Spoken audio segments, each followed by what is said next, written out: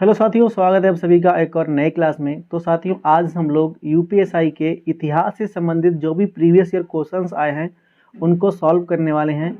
ना कि केवल हम लोग सॉल्व करेंगे, साथ ही हम लोग इन क्वेश्चंस का एक डिटेल्ड एनालिसिस देखेंगे, ताकि यदि इससे संबंधित कोई और भी क्वेश्चन बने तो आप उसको भी आसानी से सॉल्व कर सकें।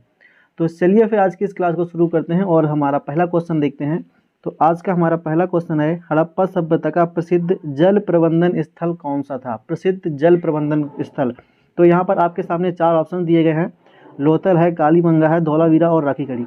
तो साथियों, इसका राइट ऑप्शन हो जाएगा धौलावीरा। साथियों, जो धौलावीरा की खोज थी वो 1967-68 में जगपत जोशी जी ने की थी। जगपत जोशी ने की थी। साथियों, धौलावीरा हड़प्पा सभ्यता का एकमात्र ऐसा स्थल है जो 3 भागों में विभाजित है। एक दुर्ग क्षेत्र है, फिर एक मध्य भाग है और फिर एक आपका निचला क्षेत्र है। साथियों, ये तीनों क्षेत्र जो कि एक सुरक्षा दीवार से घिरे हुए हैं, और आपको ध्यान रखना है मध्य भाग में एक स्टेडियम पाया गया है। स्टेडियम, ये क्वेश्चन बन सकता है कि किस स्थल से स्टेडियम मिला है, तो आपको ध्यान रखना है वो भी धौलावीरा है। साथियों, इसको 2021 में यूनेस्को की वर्ल्ड हेरिटेज साइट में भी शामिल किया गया है। ये भी एक क्वेश्चन है, बहुत ही इंपॉर्टेंट है, इसको आपको याद रखना है। तो साथियों, धौलावीरा की जो है कि खोज वो है जगपत जोशी ने की थी। ये 3 भागों में विभाजित है, दुर्ग, मध्य और निचला। और इसमें जो मध्य भाग में एक स्टेडियम पाया गया है, और इसको 2021 में यूनेस्को की वर्ल्ड हेरिटेज साइट में भी शामिल किया गया है। तो आपको ये भी याद रखना है। उसके बाद यहाँ पर हमारे और भी ऑप्शंस हैं, हम इनको भी आपको समझा देते हैं, ताकि अगर इनसे संबंधित कोई क्वेश्चन बने तो वो भी आप इजीली सॉल्व कर सकें। तो पहला लोथल है। तो साथियों देखिए, लोथल क्या है साथियों? लोथल गुजरात में है, और यहाँ पर एक बंदरगाह या गोदीवाड़ा पाया गया है। और इसकी जो खोज थी वो रंगनाथ राव ने की थी। कब की थी? 1957 में। यहाँ पर गोदीवाड़ा या बंदरगाह पाया गया है। उसके बाद कालीबंगा। तो कालीबंगा आपका राजस्थान में है। यहाँ पर काली चूड़ियाँ, जूते खेत पाए गए हैं। साथियों, राखीगढ़ी को जो कि खोजा था वो 1999 के आसपास खोजा गया, और इसको अमरेंद्र नाथ ने इसको खोजा था। तो आपको याद रखना है।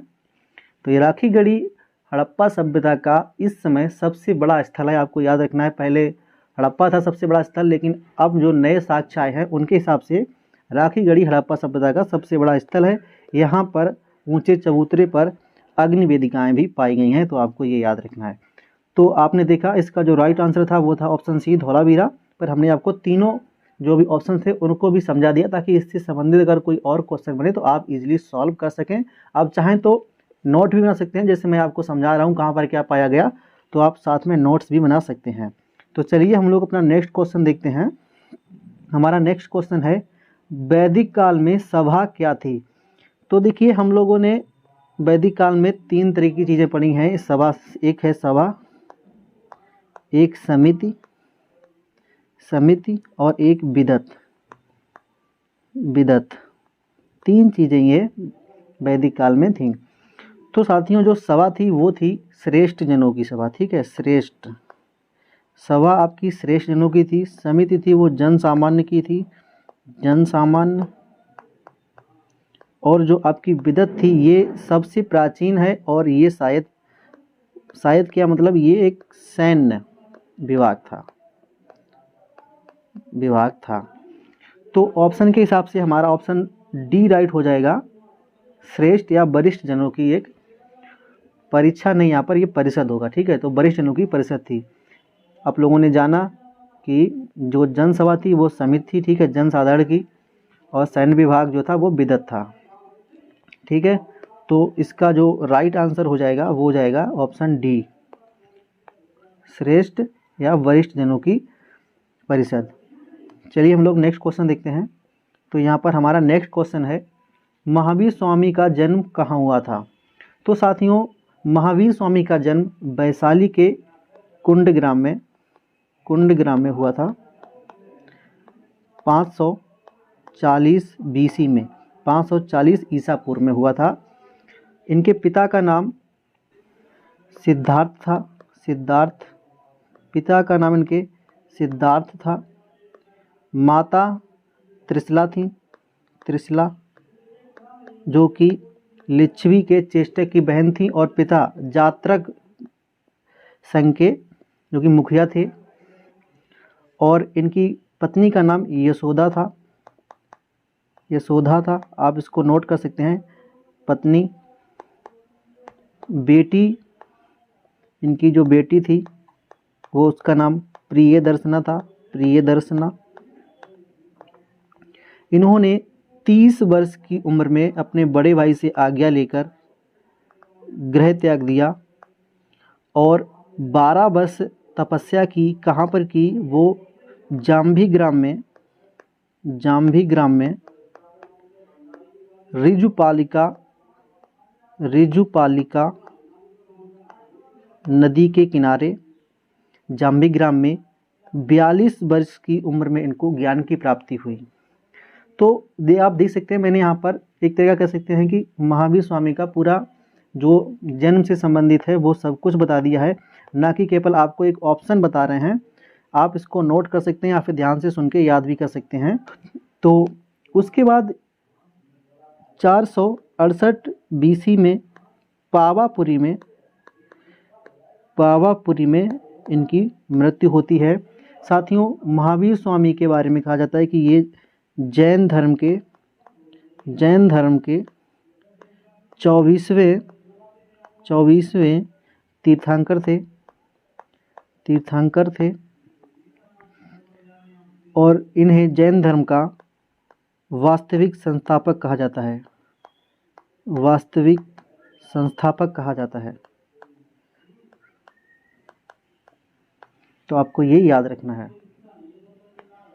तो इस क्वेश्चन का राइट आंसर साथियों क्या हो जाएगा? वैशाली। ठीक है, महावीर स्वामी का जन्म कहाँ हुआ था? तो ये वैशाली में हुआ था, आपको याद रखना है। और इससे संबंधित मैंने आपको और भी जानकारी दे दी है। चलिए अब हम लोग अपना नेक्स्ट क्वेश्चन देखते हैं। तो हमारा यहाँ पर नेक्स्ट क्वेश्चन है, बौद्ध संघ का प्रथम संगति कहाँ हुई थी? तो साथियों, बौद्ध धर्म की जो प्रथम संगति थी वो 483 बीसी में राजगृह में हुई थी और इसके जो अध्यक्ष थे वो महाकश्यप थे और ये अजातशत्रु के समय हुई थी। जो हर्यक वंश का शासक था अजातशत्रु, उसके समय हुई थी। इसकी अध्यक्षता महाकश्यप ने की थी और 483 में ये राजगृह में हुई थी। साथियों, इसमें जो कि उपाली ने विनय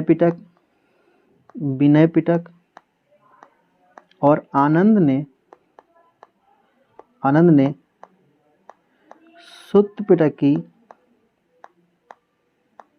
पिटक की रचना की थी। तो पहली जो बौद्ध संगति हुई थी वो कहाँ हुई थी? राजगृह में हुई थी और इसके जो अध्यक्ष थे वो महाकश्यप थे। किसके शासनकाल में हुई थी? तो अजातशत्रु के शासनकाल में हुई थी। इसमें विनय पिटक और सुत्त पिटक की रचना हुई। उपाली ने विनय पिटक और आनंद ने सुत्त पिटक की रचना की थी। साथियों, विनय पिटक में आपको बौद्ध संघ के नियम देखने को मिलते हैं और सुत्त पिटक में जो गौतम बुद्ध की शिक्षाएं थी वो होती हैं। ठीक है, तो आपको ये याद रखना है। तो इसका राइट आंसर हो जाएगा राजगृह। उसके बाद जो कि आपके ये ऑप्शंस हैं वैशाली, तो वैशाली में आपकी दूसरी बौद्ध संगति हुई थी जो कि 383 बीसी में हुई थी। 383 बीसी में हुई थी दूसरी बौद्ध संगति। और ये जो कि इसमें सर्वकामिनी ने अध्यक्षता की थी। सर्वकामिनी ने अध्यक्षता की थी और ये किसके शासन में काल में हुई थी? तो ये कालाशोक के शासनकाल में हुई थी। और साथियों आपको याद रखना है यहीं से जो कि ये दो भागों में विभाजित हो गया था। एक थे स्थविर, ये वो लोग थे जिन्होंने परिवर्तन को अस्वीकार किया, और एक थे महासंघिक,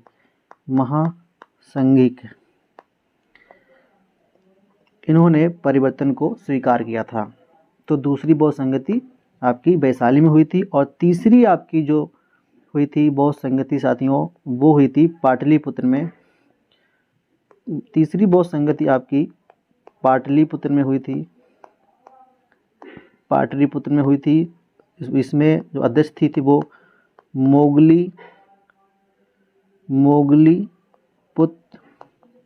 मोगलीपुत्र तिस्स ने की थी इसकी जो अध्यक्षता। और ये किसके शासनकाल में हुई थी? तो ये अशोक के शासनकाल में हुई थी। ठीक है। तीसरी बौद्ध संगति 250 बीसी में पाटलिपुत्र में हुई थी, जिसकी अध्यक्षता मोगलीपुत्र तिस्स ने की थी और अशोक के शासनकाल में हुई थी। तो आपको ये याद रखना है। साथियों चौथी जो बौद्ध संगति हुई थी वो 72 ईस्वी में हुई थी, 72 एडी में हुई थी, और इसकी जो अध्यक्षता थी वो वसुमित्र ने की थी अध्यक्षता। और ये एकमात्र बौद्ध संगति है जिसमें उपाध्यक्ष भी थे, वो थे अश्वघोष ने इसके उपाध्यक्ष थे, और अध्यक्ष जो कि वसुमित्र थे। और ये किसने करवाई थी? तो ये कनिष्क कुषाण शासक कनिष्क। कहाँ हुई थी? तो कश्मीर में। तो आपको ये याद रखना है। तो यहाँ पर साथियों मैंने आपको चारों बौद्ध संगति बता दी हैं। तो पहली बौद्ध संगति कहाँ हुई थी आपको अब पता हो गया होगा, ये राजगीर है। चलिए हम लोग नेक्स्ट क्वेश्चन देखते हैं। तो यहाँ पर हमारा नेक्स्ट क्वेश्चन है मौर्य साम्राज्य की राजधानी क्या थी? तो साथियों मौर्य साम्राज्य की जो राजधानी थी वो पाटलिपुत्र थी। तो साथियों हमारा नेक्स्ट क्वेश्चन है अर्थशास्त्र के लेखक कौन थे? तो साथियों यहाँ पर आपके 4 ऑप्शंस हैं। तो इसका जो राइट ऑप्शन है वो है चाणक्य। इनको हम विष्णुगुप्त, चाणक्य या कौटिल्य कुछ भी कह सकते हैं, ये इन्हीं के नाम हैं। इन्होंने अर्थशास्त्र लिखी और इससे हमें मौर्य वंश के बारे में जानकारी मिलती है, चाहे वो प्रशासनिक हो, सामाजिक हो और आर्थिक जानकारी हमको प्रदान करती है। अर्थशास्त्र के लेखक चाणक्य थे। ठीक है। तो अब हम लोग बात करते हैं कि पाणिनि। तो पाणिनि ने साथियों अष्टाध्यायी लिखी थी। साथियों अष्टाध्यायी संस्कृत व्याकरण की पहली पुस्तक थी, आपको ये याद रखना है, और ये पाणिनि ने लिखी थी। उसके बाद कालिदास, तो आपको पता है कालिदास जो कि गुप्त शासक चंद्रगुप्त द्वितीय या इनको हम विक्रमादित्य भी कहते हैं, विक्रमादित्य इनके नवरत्नों में से एक थे। कालिदास की जो पहली रचना मानी जाती है वो है मालविकाग्निमित्रम।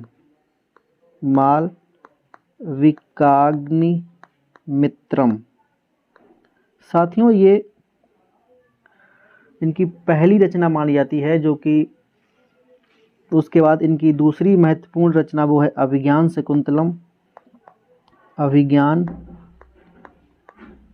शकुंतलम और रघुवंशम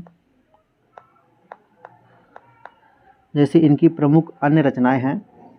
अब हम लोग बात करते हैं यहाँ पर बाणभट्ट की। तो साथियों बाणभट्ट जो ये हैं ये थे आपके हर्षवर्धन के दरबारी कवि, और इन्होंने हर्षचरित्र को लिखा था। बाणभट्ट ने हर्षचरित्र को लिखा था, और एक और इनकी रचना है वो है कादम्बरी भी इनकी एक प्रसिद्ध रचना है बाणभट्ट की। ठीक है। तो आपने 4 ऑप्शंस का एक डिटेल एनालिसिस देख लिया है, लेकिन इस क्वेश्चन का जो राइट आंसर होगा वो है चाणक्य। चलिए हम लोग नेक्स्ट क्वेश्चन सॉल्व करते हैं। तो साथियों यहाँ पर हमारा नेक्स्ट क्वेश्चन है प्रयाग प्रशस्ति किस गुप्त शासक से संबंधित है? तो साथियों प्रयाग प्रशस्ति जो कि समुद्रगुप्त से संबंधित है, इसको इनके एक दरबारी कवि हैं हरिसेन ने इसको लिखा था। प्रयाग प्रशस्ति को ये संस्कृत भाषा में लिखा गया, संस्कृत भाषा में लिखा गया था और इसमें ब्राह्मी लिपि का उपयोग हुआ था। साथियों, इसमें जो कि समुद्रगुप्त की विजय के बारे में, इनकी विजय को 4 भागों में बांटा गया है, 4 भागों में बांटा गया है और यह प्रयागराज में जो कि प्रयाग प्रशस्ति है, तो आपको याद रखना है। चलिए हम लोग नेक्स्ट क्वेश्चन देखते हैं। तो हमारा नेक्स्ट क्वेश्चन है, गुप्त काल में भूमि अनुदान को क्या कहा जाता था? तो साथियों, गुप्त काल में जो भूमि अनुदान था उसको अग्रहार कहा जाता था। अग्रहार वे भूमि या गांव होते थे जो ब्राह्मणों को दान में दिए जाते थे और यहाँ से ये जो गांव या भूमि होती थी वो कर मुक्त होती थी। साथियों, यहाँ पर एक देवदान की ओर हम लोग सुनते हैं। देवदान ये वो दान होता था जो मंदिरों को दान में दिया जाता था। मंदिरों को दान दिया जाता था, जो गांव या भूमि जो मंदिरों को दान में दी जाती थी उसे देवदान कहा जाता था। और एक और हमें सुनने को मिलता है वो है ब्रह्मदेह।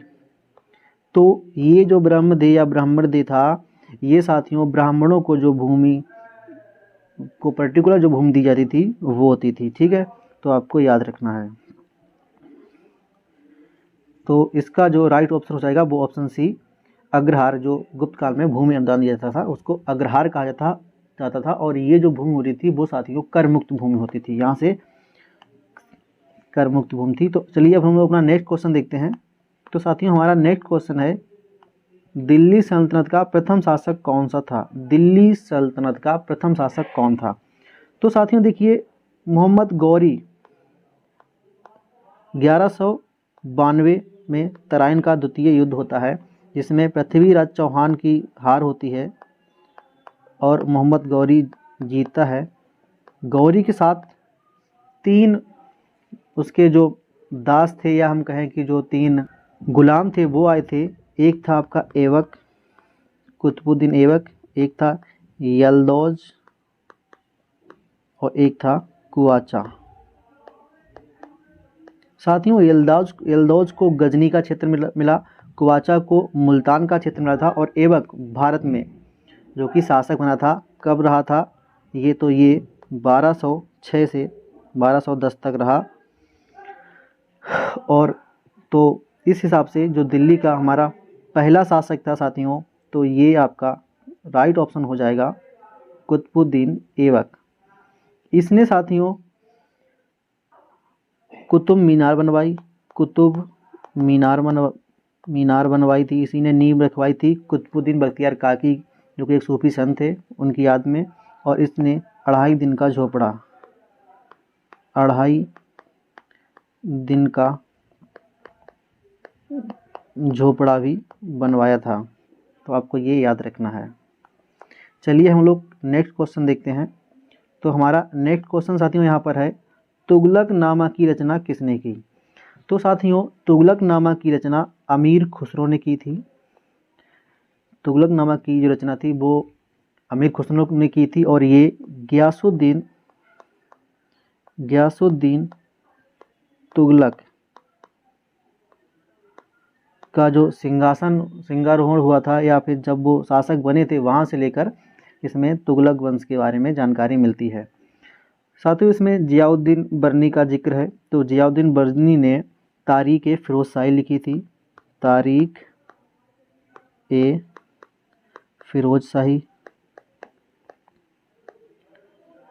तो साथियों, जियाउद्दीन बर्नी ने तारीख ए फिरोजशाही लिखी थी और फतवाए जहांगीरी भी लिखी है। साथियों, इब्न बतूता ये मोहम्मद बिन तुगलक के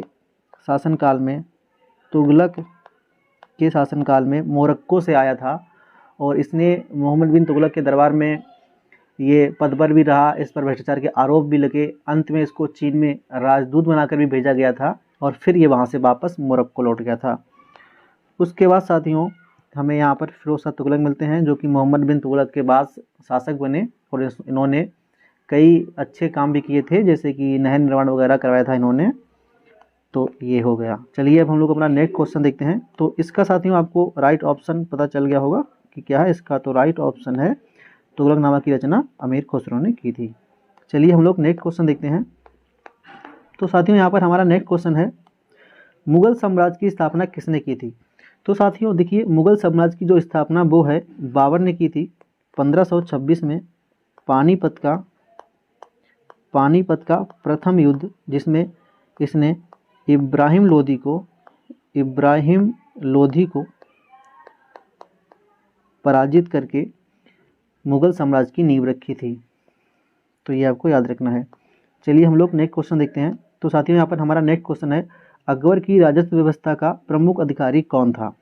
तो साथियों अकबर की जो राजस्व व्यवस्था थी उसका जो प्रमुख अधिकारी था वो दीवान होता था। और साथियों अकबर की जो राजस्व व्यवस्था थी वो दहसाला पद्धति थी। या हम लोग कहें कि इसको टोडरमल या जब्ती प्रथा भी कहते थे। टोडरमल या हम लोग जब्ती प्रथा भी कहते थे, जब्ती व्यवस्था भी कहते थे। इसमें क्या होता था साथियों कि 10 साल में भूमि से उत्पादन का आकलन कर राजस्व निर्धारित किया जाता था। और यह साथियों 1/3 होता था, उपज का 1/3 हिस्सा होता था। तो ये आपने जान ली। ये जो दहसाला पद्धति थी साथियों, इसको जो है कि टोडरमल इसके जनक कहे जाते हैं। तो साथियों दीवान के बाद फिर आपका जो इसके नीचे का अधिकारी था वो था वजीर। साथियों जो अमीर का पद था ये सल्तनत काल में था। सल्तनत काल में जो भी व्यक्ति उच्च पद पर थे उनको अमीर कहा जाता था। और मनसबदार ये आपका मुगल काल में था, जो कि साथियों ये मनसबदार या हम कहेंगे कि पद या रैंक होती थी, जिसमें डिसाइड किया जाता था कि कौन सा व्यक्ति को कितना वेतन मिलेगा और वह कितनी सेना रखेगा। ये मनसब के हिसाब से डिसाइड होता था। चलिए हम लोग अपना नेक्स्ट क्वेश्चन देखते हैं। साथियों हमारा नेक्स्ट क्वेश्चन है, पानीपत की पहली लड़ाई कब हुई थी। तो साथियों पानीपत की पहली लड़ाई 1526 में हुई थी। हम लोग अभी देख चुके हैं, वो बाबर और इब्राहिम लोधी, जिसमें बाबर की विजय हुई और मुगल वंश की स्थापना हुई। साथियों यहाँ पर 1556 ये पानीपत की दूसरा युद्ध है।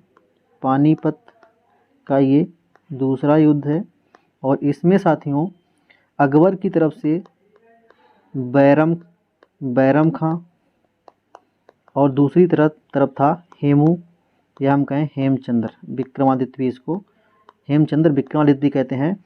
उसके बीच हुआ था पानीपत का दूसरा युद्ध 1556 में, जिसमें बैरम खां की विजय हुई और हेमू पराजित हुआ। उसके बाद साथियों यहाँ पर 1761, जिसमें कह सकते हैं कि पानीपत का तीसरा युद्ध हुआ था। ये साथियों अहमद शाह अब्दाली और दूसरी तरफ थे हमारी मराठा सेनापति सदाशिवराव भाव। साथियों यहाँ पर मराठा सरदार सदाशिवराव भाव की पराजय हुई और अहमद शाह अब्दाली की विजय हुई, लेकिन इसका कुछ खास निर्णय नहीं निकला। बस क्या हुआ कि इसमें मराठा साम्राज्य थोड़ा शक्तिशाली नहीं रह गया, उसका एक तरह का कहेंगे हम कमज़ोर हो गया। और फिर 1757 में साथियों ये प्लासी का युद्ध हुआ था। ये साथियों बंगाल के नवाब सिराजुद्दौला और ब्रिटिश ईस्ट इंडिया कंपनी की तरफ से रॉबर्ट क्लाइव के बीच हुआ था। तो आपको याद रखना है 1857 में। तो इसका राइट आंसर 1526 हो जाएगा। चलिए हम लोग नेक्स्ट क्वेश्चन देखते हैं। तो साथियों यहाँ पर हमारा नेक्स्ट क्वेश्चन है 1857 की क्रांति का तत्कालिक कारण क्या था। तो साथियों इसका जो तत्कालिक कारण था वो था चर्बी वाले कारतूस। साथियों 29 मार्च को मंगल पांडे ने बैरकपुर छावनी में चर्बी वाले कारतूस को लेकर विद्रोह कर दिया और वहाँ पर लेफ्टिनेंट कर्नल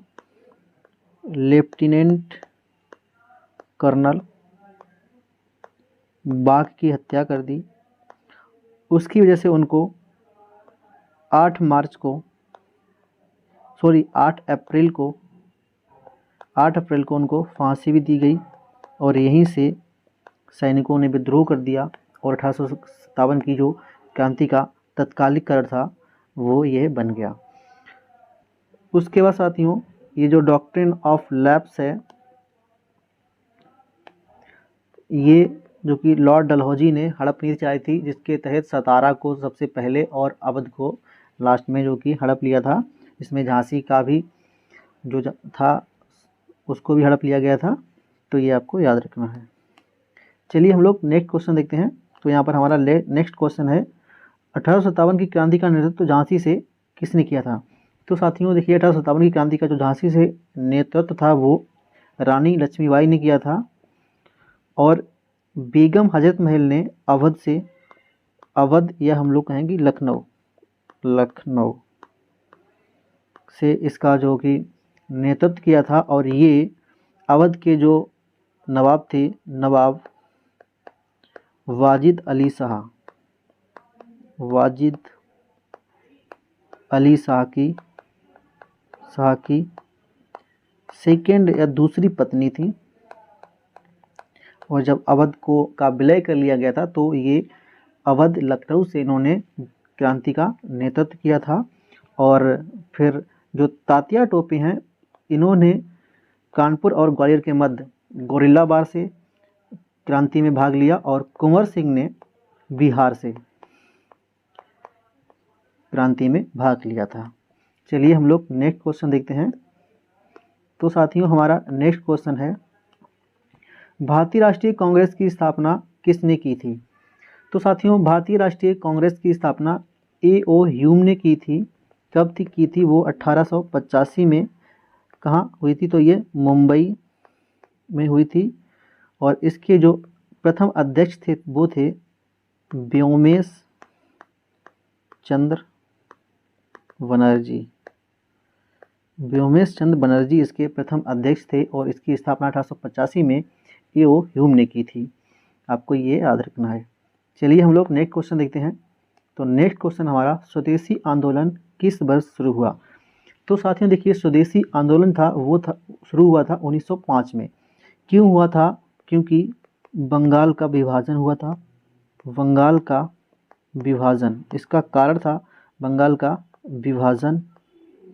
उस समय जो कि गवर्नर जनरल था साथियों वो था लॉर्ड कर्जन। साथियों लॉर्ड कर्जन उसने बंगाल का गवर्नर जनरल था और उसने बंगाल का विभाजन किया, जिसके फलस्वरूप स्वदेशी आंदोलन शुरू हुआ। साथियों इसमें बिपिन चंद्र पाल, लाला लाजपत राय और हम कह सकते हैं कि रविंद्रनाथ टैगोर जी ने बहुत ही बड़ी भूमिका निभाई। और इसमें जो कि ब्रिटिश बस्तियों का बहिष्कार किया गया और स्वदेशी को अपनाने पर जोर दिया गया। तो ये साथियों स्वदेशी आंदोलन 1905 में शुरू हुआ था। चलिए हम लोग नेक्स्ट क्वेश्चन देखते हैं। तो साथियों हमारा यहाँ पर नेक्स्ट क्वेश्चन है गांधी जी ने असहयोग आंदोलन क्यों वापस ले लिया। तो साथियों देखिए जो असहयोग आंदोलन है ये 1920 में शुरू किया गया था। क्यों किया गया था? क्योंकि रॉलेट एक्ट आया था, काला कानून, जिसमें जो कि बिना बेल के, बिना किसी शर्त के सीधे जेल में डाल दिया जाता था। साथियों उसी के रॉलेट एक्ट के विरोध में जलियांवाला बाग में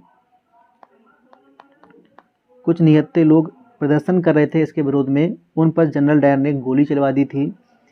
तो इसी के फलस्वरूप गांधी जी ने असहयोग आंदोलन 1920 में शुरू किया, और ये जो जलियांवाला की घटना है ये साथियों 1919 की है। और 1920 में फिर असहयोग आंदोलन शुरू किया गया, लेकिन 1922 में चौरी चौरा की घटना होती है, जहाँ पर थाने में लोगों ने आग लगा दी और पुलिसकर्मियों को जला दिया। इस हिंसा की वजह से गांधी जी ने चौरी चौरा की जो घटना है इसकी वजह से असहयोग आंदोलन को वापस ले लिया गया था। तो इसका जो राइट ऑप्शन है वो साथी हो जाएगा चौरी चौरा कांड। ये 1922 में हुआ था, आपको याद रखना है। चलिए हम लोग नेक्स्ट क्वेश्चन देखते हैं। सो साथियों यहाँ पर हमारा नेक्स्ट क्वेश्चन है, भारत छोड़ो आंदोलन का नारा क्या था। तो साथियों भारत छोड़ो का जो नारा था वो था करो या मरो का। साथियों ये गांधी जी ने दिया था, ये गांधी जी ने दिया था भारत छोड़ो आंदोलन में। कब? 1942 में भारत छोड़ो आंदोलन हुआ था। क्यों हुआ था? क्योंकि क्रिप्स मिशन फेल हो चुका था, जो कि जिसमें कहा गया था कि द्वितीय विश्व युद्ध के बाद भारतीय लोगों को एक डोमिनियन स्टेट्स का दर्जा दिया जाएगा, और उसमें पूर्ण रूप से सही से दर्जा नहीं दिया गया था, क्योंकि उसमें कहा गया था कि रक्षा और विदेशी मामले अभी ब्रिटिश शासन के पास ही रहेंगे। तो ये इसे अस्वीकार कर दिया गया था, तो क्रिप्स मिशन फेल हो गया था। उसी के बाद गांधी जी ने जो कि भारत छोड़ो आंदोलन चलाया 1942 में, और जिसमें उन्होंने करो या मरो का नारा दिया था। चलिए हम लोग नेक्स्ट क्वेश्चन देखते हैं साथियों। तो यहाँ पर हमारा नेक्स्ट क्वेश्चन है, सविनय अवज्ञा आंदोलन कब हुआ था। तो साथियों सविनय अवज्ञा आंदोलन आपका ये 1930 में हुआ था। साथियों ये क्यों हुआ था कि गांधी जी ने नमक कानून के विरुद्ध, गांधी जी ने इसका नेतृत्व किया था, और गांधी जी ने नमक कानून के विरुद्ध हिंसा का सहारा ना लेके सविनय अवज्ञा आंदोलन शुरू किया, और दांडी मार्च करके नमक कानून तोड़ा, और इसी को सविनय अवज्ञा आंदोलन कहा गया, और 1930 में ये हुआ था। तो साथियों ये यूपीएससी से संबंधित हमारे पॉलिटी के क्वेश्चंस थे, जिनको मैंने आपको डिटेल में एनालिसिस करके समझाया। तो आपको ये सेशन कैसा लगा हमें कमेंट करके जरूर बताइए, और अगर आपका कोई सुझाव है तो वो भी आप हमें कमेंट करके बता सकते हैं। उम्मीद करता हूँ आपको ये लेक्चर अच्छा लगा होगा। चलिए